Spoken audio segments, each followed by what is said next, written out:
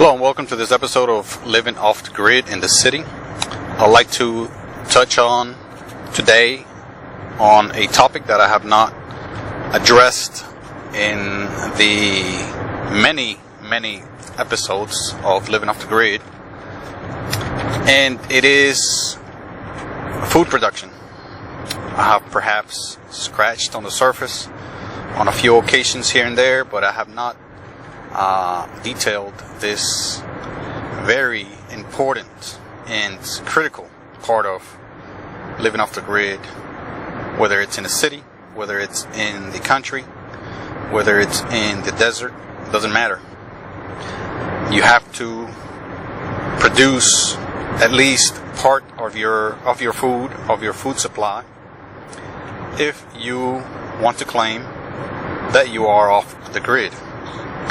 If not entirely, you have to, or you should.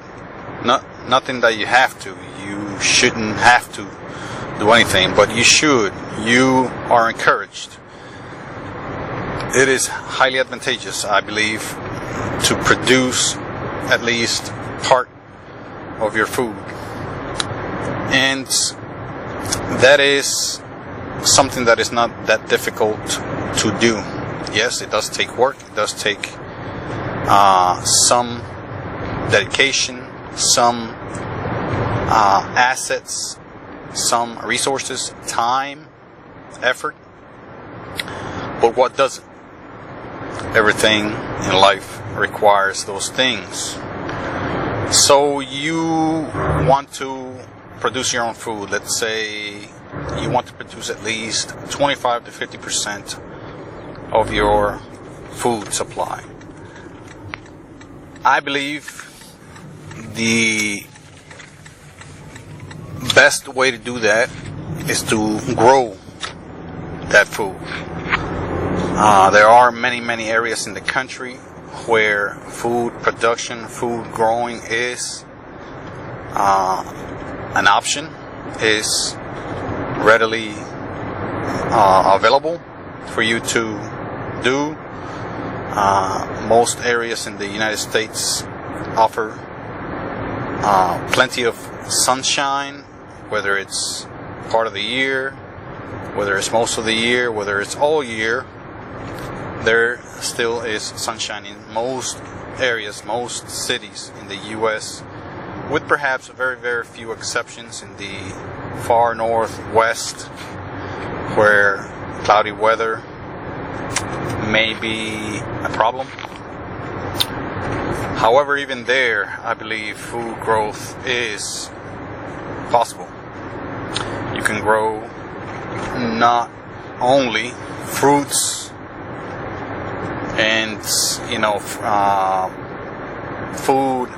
plant foods that require tropical climate. You can grow foods that do not require tropical climate, if a tropical climate is what you lack.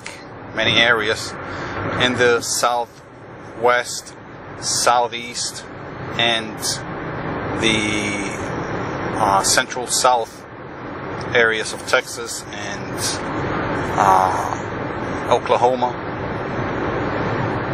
Mississippi, Louisiana, all those areas offer, and the ones I mentioned offer tropical climates that you can grow very many tropical fruits and vegetables and foods in, including again the southeast, Florida, Georgia, very large parts of Georgia, Alabama, Mississippi again, perhaps areas in Tennessee, South Carolina, and even North Carolina. And in fact, most U.S. states are plenty capable of producing the dietary supplement of a person, of a adult person, and let alone children. You can grow potatoes, you can grow all kinds of fruit trees, oranges, bananas in some areas. plantains, you can grow cassava, you can grow yam. In areas you can grow strawberries, apples, you can grow all kinds of fruits and vegetables and other roots that are edible. All you require is some land. It could be a small patch of land. It could be a medium patch of land. It could be large. You can go all in growing and farming. But all you need is a small patch of land. It could be even a container with some dirt in it. It could be something like a flower bed. It could be a few vases and buckets full of dirt that you can grow something like peppers, tomatoes. You can readily grow sweet potatoes and other fruits and other vegetables in pots and containers. You can make your own container. You can make a wooden flower bed again. You can make or use tubs. You can use old tires. Anything that could contain some dirt. You can have dirt and soil put in there. Perhaps put some plant food in the dirt, some soil nutrients. You can add those, and there you have a place to grow. Even though it may be on a very small scale, even though it may be on a very limited space, you may grow some of your food, even if it's only a few vegetables. If you have the facility, luck, fortune to have more land, and this land can be used for food growth, it's even better. You may grow food, you may till the soil, you may again add nutrients and grow whatever food is available for you to grow in that area at that time of the year. You have to watch your seasons. Of course, you have to read up on the growing of different foods, vegetables, and fruits, fruit trees, fruit plants. So you have to learn each individual fruit or vegetable and their tree and their plant, and what are the requirements, what are the weather requirements, environmental requirements, the amount of water that they require, the amount of heat and warmth that they require, what time of the year they normally grow or could be planted. There is a very many and vast amount of information and knowledge that is to be gathered if you want to come into fruit production. You can, for example, grow peppers, green peppers, all kinds of colored peppers, and consume them. You can grow as many peppers as you can possibly eat, and then some just from one tree, from one plant. You can produce enough peppers in one season to store and freeze for the winter all the way until next year, and especially so if you have more than one plant. You may be able to grow all kinds of fruits like tomatoes. All kinds of different types of tomatoes are available. You can plant the seed. It takes a lot longer to grow a plant from a seed, and maybe a bit more difficult to get that plant to take hold, grow, than if you buy the plant already grown, halfway, or started already with a full hold in the soil. You can buy easily those small plants over at your local grocery store, a local hardware store, a local department store like a Walmart, etc. You may also farm animals. You may get acquired by chickens, for example. You may keep hens around, one or more, for eggs. Eggs right now we're just through the roof with the prices. The cost of eggs, a carton of egg was just outrageously high. It was $8, $9, and $10 and up in many cases for a small carton. And you can produce eggs enough to feed an entire family, a small family for sure, with only one hen, one egg laying hen. You can have more than one hen, of course, to produce even more eggs, even to sell or give away to loved ones or to exchange for other goods and services. You may keep pigs for meat. You may keep goat for milk or even meat. You may keep sheep for milk or even meat or wool. You can keep all kinds of farm animals if you have the facility and the knowledge to do so. You have the resources, the time, the space, the assets required to keep those animals, to keep them not only alive but comfortable, to keep them healthy and happy. You don't want to stress out these animals that will perhaps cause them to either die, get sick, cause them to be stressed and unhappy, perhaps to the point where they may produce, low quality milk or meat. So you want to take care of your animal. You want to learn as much as you can about that animal, about the requirements, about the things that animal needs, the food, the space, the temperature. All that stuff is going to require a lot of work, a lot of attention, a lot of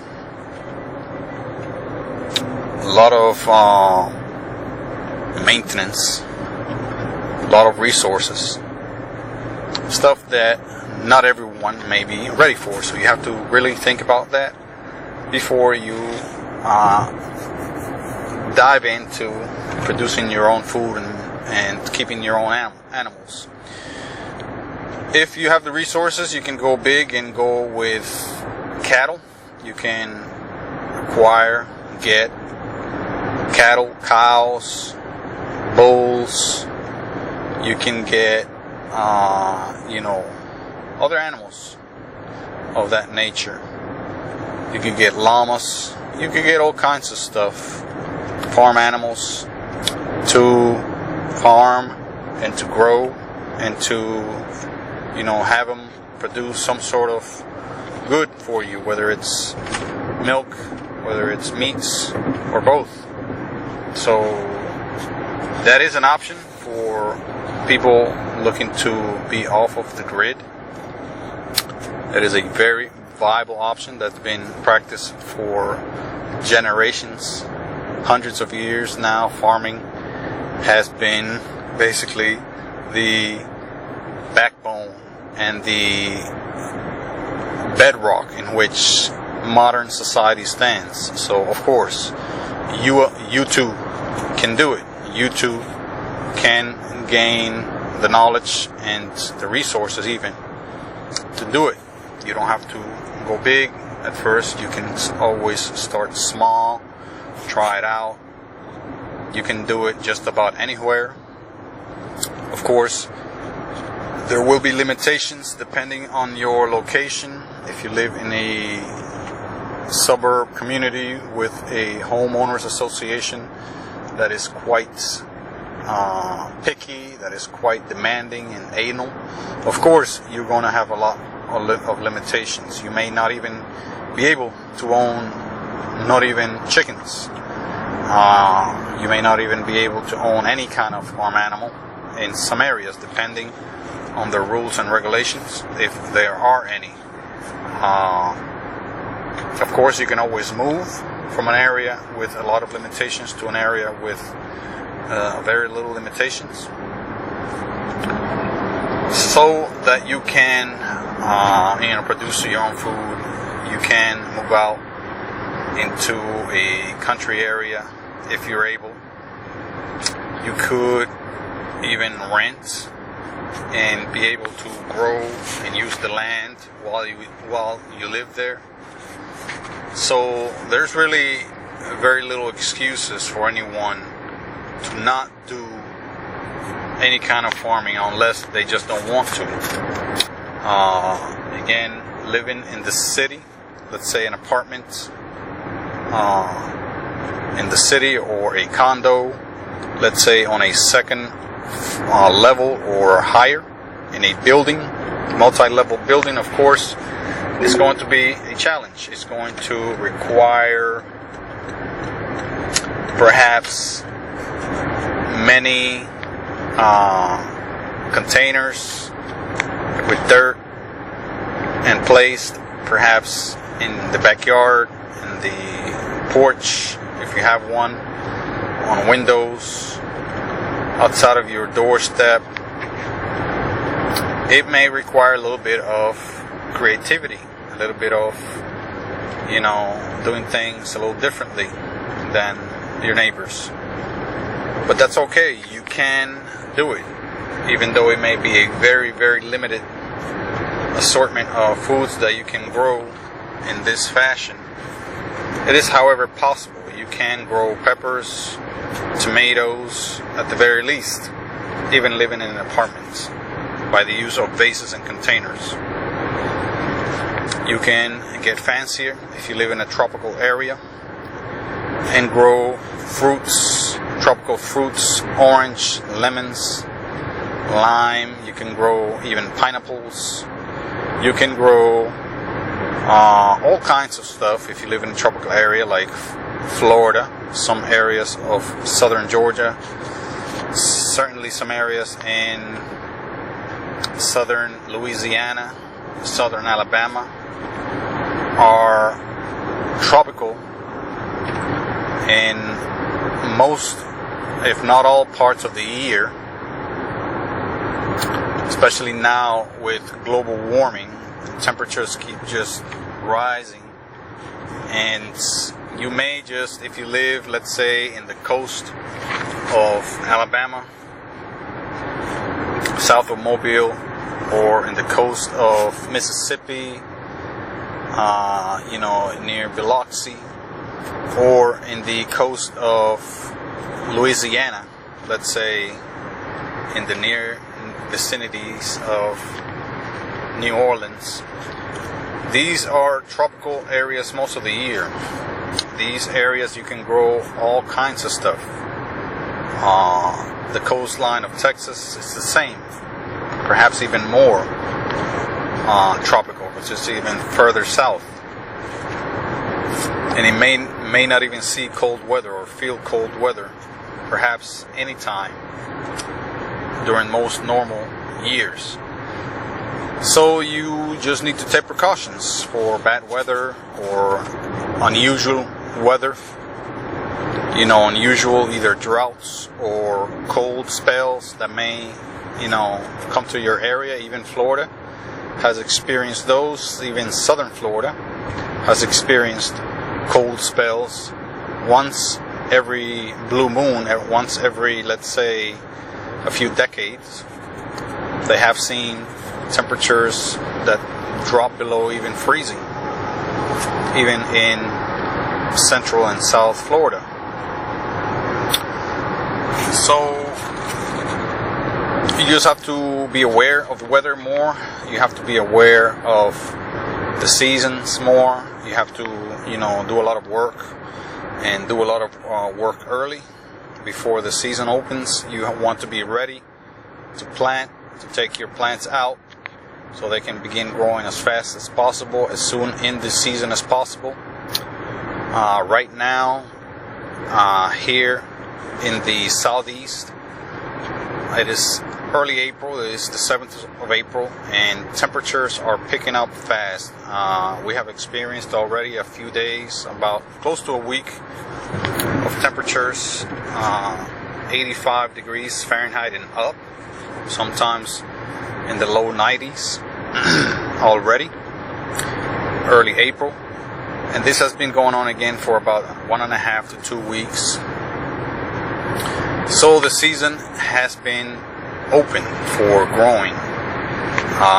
Very doubtful we will get any more cold weather, whether it's at night or during the day. It's very, very doubtful.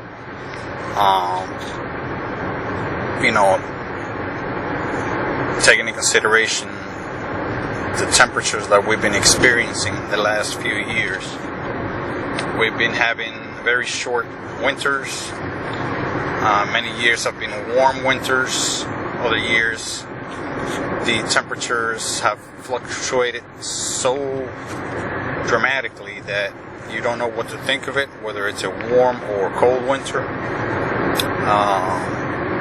It fluctuates so crazily, from very, very cold to very, very hot in the middle of the winter. You don't know really what to think of it, of what that winter is actually going to be like, whether it's going to be long, cold, hot. It could go back and forth. It could stay warm. It could stay, on the cold side. It depends, I guess, on what that year's like, and many, many other factors with the weather conditions and all, with El Nino or La Nina effects and all that good stuff worldwide. So, food production, extremely important. Something that you may want to have on your list of what to do when living off the grid. It is something that is extremely important, almost as important, if not more important, than all of the other living off the grid, major things or themes or areas, such as covering your electricity, producing your own electricity, collecting and cleaning and filtering your own water supply. Food production stands right above those, right with those, especially with water production. You want to secure two things, if anything, when you are living off the grid. You want to secure your water supply, and you want to secure your food supply. Yes, you may depend on outside sources, but you don't want to depend on outside sources for water and food 100%. Because one, you can't say you're living off the grid if you do.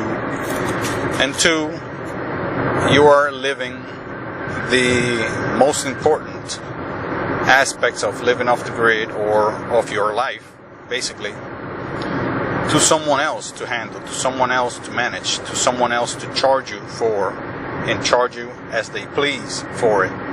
No, you want to have either partial control over it. That way no one could boss you or, push you around. You don't want to let anyone abuse you because of your vulnerability. So you want to have either partial control or all control over your water and over your food. That's first order of business. Second order of business, you want to have control over your power, your electricity, your air and heat, your air conditioning, cooling, and your air heating.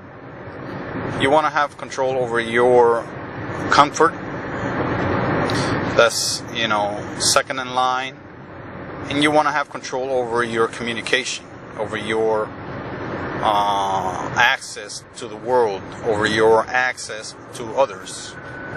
Because you really have that right here, especially in the United States, of speech, the right to communicate freely. And when you have a company demanding funds from you and not giving you a choice to not pay funds or to pay otherwise, then that is not free. That is not freedom. That is very much subjugation. That is very much control and abuse. So you don't want to give up that freedom to communicate, to drink and eat, and to use electricity and power so you can be part of modern society and have an income, have a job if so you wish, and have, a decent and dignified lifestyle, the quality of life. You can be happy and healthy. That is